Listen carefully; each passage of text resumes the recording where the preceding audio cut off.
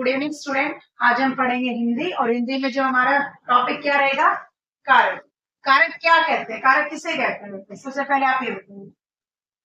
जो शब्द संज्ञा या सर्वनाम के परस्पर संबंधों को जोड़ते हैं उन्हें कारक कहते हैं। जो शब्द संज्ञा या सर्वनाम के परस्पर संबंधों को जोड़ते हैं उन्हें कारक कहते हैं। अभी कारक के बारे में हम पढ़ते हैं। ये क्या होते हैं, कारक। और ये क्या होते हैं, उसकी विभक्ति। इसको विभक्ति भी बोलते हैं, इसको चेन भी बोलते हैं और इसको परसर्ग भी बोलते हैं। इसको हम उदाहरण के साथ साथ पढ़ेंगे, ध्यान से समझना सभी के सभी। सबसे पहले क्या होता है, कर्ता। सबसे पहले क्या होता है बेटा, कर्ता। और इसका विभक्ति चिन्ह क्या होता है, कर्ता ने। अब इसका एक्सप्लेन कैसे करेंगे, इसका मैं एक एग्जाम्पल लिखती हूँ। राम ने खाना खाया। राम ने खाना खाया। तो ये है आपका कर्ता कारक। काम कौन कर रहा है, राम कर रहा है, और उसके साथ हमेशा ने विभक्ति लगेगी। राम ने खाना खाया, ये आपका हो गया कर्ता कारक। सेकंड नंबर पे आपका कर्म हो। कर्ता ने कर्म हो, करण से संप्रदान के लिए अपादान से। इसमें आपका से यहाँ पर भी है, से आपका यहाँ पर भी है, पर ये से क्या होता है बेटा, आपका यहाँ पे आपका अलग होना पाया जाता है, तो इसके ब्रैकेट में लिखते हैं हम।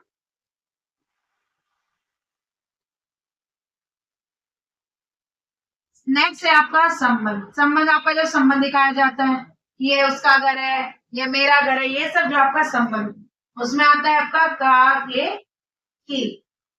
नेक्स्ट है आपका अधिकरण। अधिकरण में आपका आता है में, पद। और लास्ट में आपका आता है संबोधन। संबोधन होता है जब आप किसी को बुलाते हैं, संबोधन है। अरे चलिए अब इसको ब्रेक में पढ़ते हैं हम। सबसे पहले मैंने कहा कर्ता ने, राम ने खाना खाया। इसका एक अलग एग्जाम्पल भी लिखते हैं।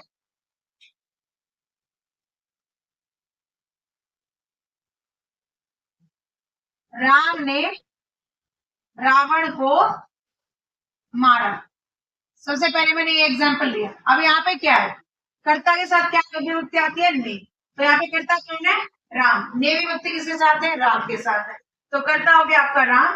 अब कर्म क्या करता है, रावण को मारने का। तो यहाँ पे कर्म कौन हो गया बेटा, रावण। कर्ता ने कर्म को, राम ने रावण को मारा। थर्ड आपका से। आप किसी चीज से कोई काम करते हो, लाइक आप चम्मच से खाना खाते हो, तो उससे काम कर रहे हो ना कुछ से। जहां पे ये वर्ड आता है वहां पे आता है आपका कर्ण कारक।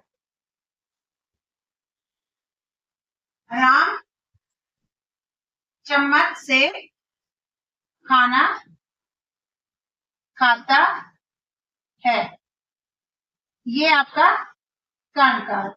नेक्स्ट है आपका संप्रदान के लिए, मतलब माता गरीबों के लिए खाना देती है, पिता बच्चों के लिए लड्डू लाता है। तो संप्रदान का हम लिख सकते हैं, माता गरीबों के लिए खाना देती है।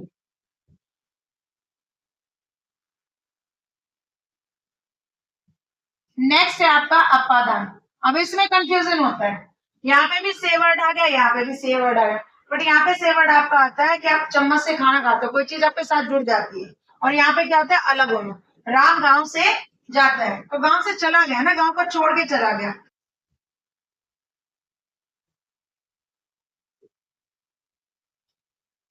इसका और एग्जाम्पल समझ लो आप। वृक्ष से पत्ते गिरते हैं, पत्ते उससे अलग हो गए हैं, तो यहाँ पे क्या हो गया आपका अपादान कारक। नेक्स्ट है आपका संबंध। संबंध किसे दिखाते हैं, यह राम का घर है, तो ये क्या संबंध दिखाया ना, किसका, राम का। इसके घर के साथ क्या दिखा दिया, संबंध दिखा दिया। नेक्स्ट है अधिकरण में, पर। मेज पर पुस्तक रखी है, मेज पर पुस्तक रखी है। और लास्ट से आपका संबोधन है अरे। तो किसी को भी आप बुलाते हो, अरे राम इधर आओ।